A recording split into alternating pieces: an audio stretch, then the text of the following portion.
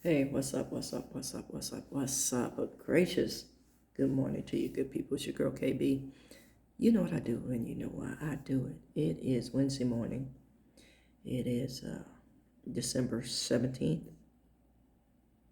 Yeah, December 17th. And it is 3:48 in the a.m. When you see me lean over, I'm looking at the clock on my computer. Okay, so I was reviewing a couple, two, three videos that I had posted a while back and some comments. And a lot of people say uh, they have something to say about me rubbing my hands while I'm talking. Do that for two reasons. One, this is, I guess, the most important.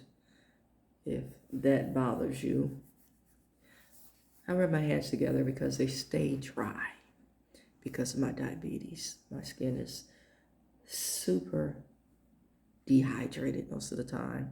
So I'm either drinking tea, water.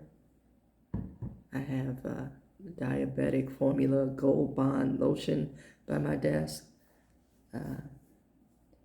Yeah, my skin does some weird things because of my diabetes. Um, so I try to stay on top of that.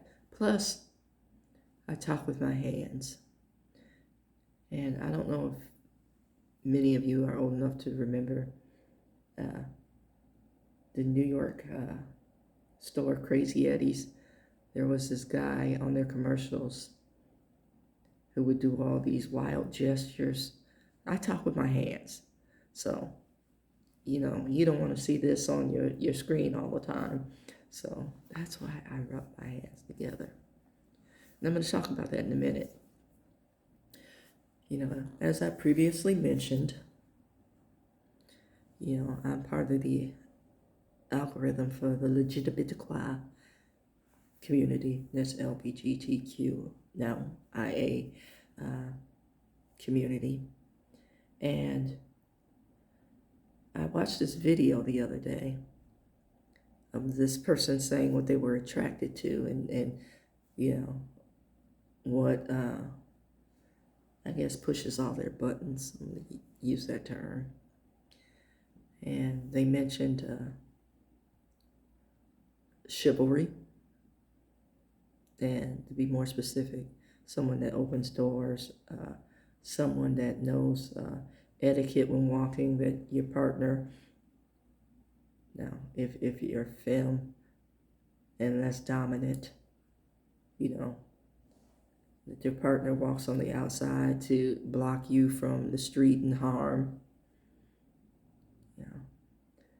And I thought about that for a hot second, and it's like, no, that's kind of like gender identity roles that we've accepted, and there are gender identity roles that fall throughout the communities and the standards, but okay,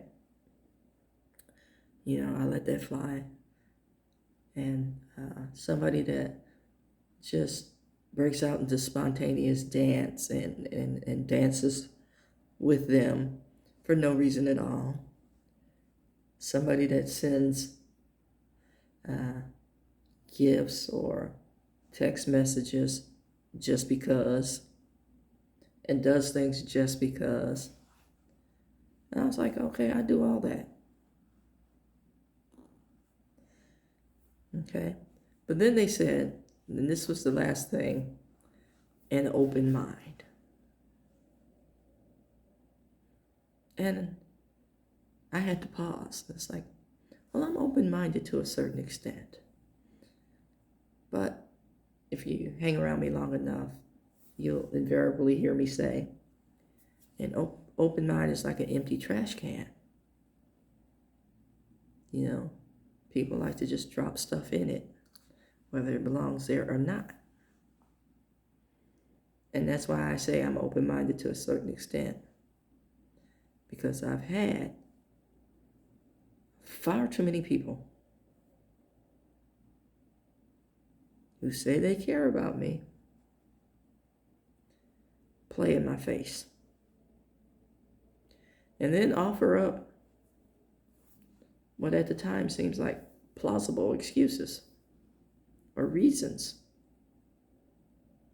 I said at the time. And we've had conversation.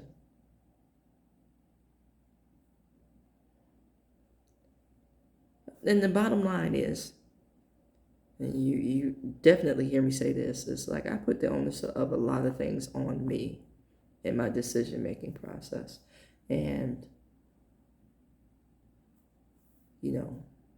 to say spiritual gifts, and that's why I do what I do for a living. My spiritual gift is giving and helps. Okay? And because of that, I attract people who have been hurt. And for me, on a very deep level. And I say I attract, let me also say I'm attracted to. So, I'm not projecting. I'm attracted to. And I have to look at my role in things, because I don't ever want to put my stuff on other people. I have to look at my role in things. And each experience has put me back on my heels and caused me to withdraw to a point where I'm just an observer in a lot of things. And then, reactionary after observing to the point where it's no longer tolerable. See, I know this about myself, and I will tell my faults and frailties up front. Now, the question is, are you willing to hang? Most people will say yeah. Until, again, here's the thing, it's no longer tolerable. So, in all the things that this individual said they found attractive, I find loyalty attractive. We have the same list. I find loyalty attractive and dedication attractive. And through those things comes open communication or brutal honesty. And the people that I work with over the years, the people that I mentor, the people who, have heard me talk over the years, have also heard me say, I'm surgical with honesty.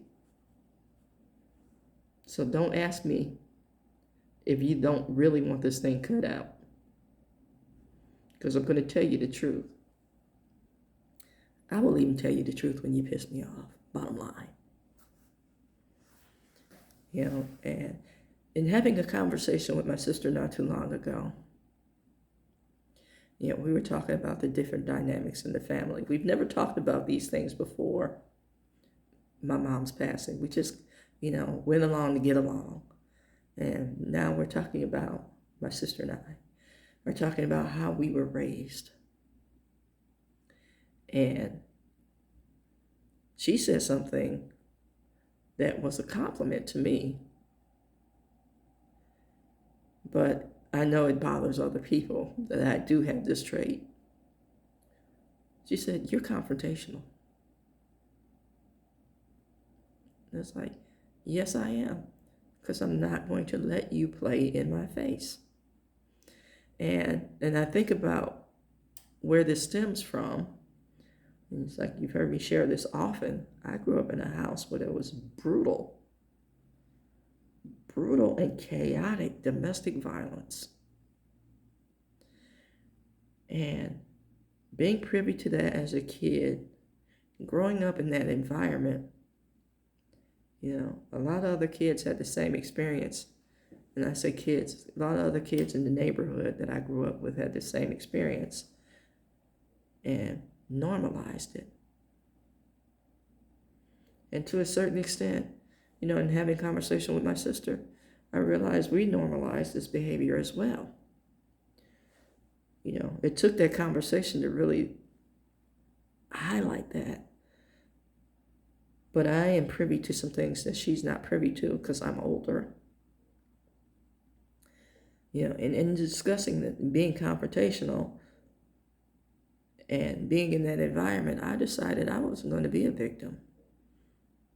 I watched that, and I watched and heard people from the church. Remember I said I was raised in church.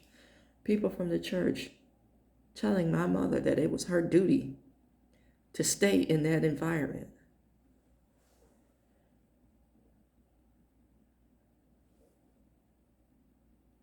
And that's one of the things that flicked the domino effect for me in, as I discussed this morning, losing my religion.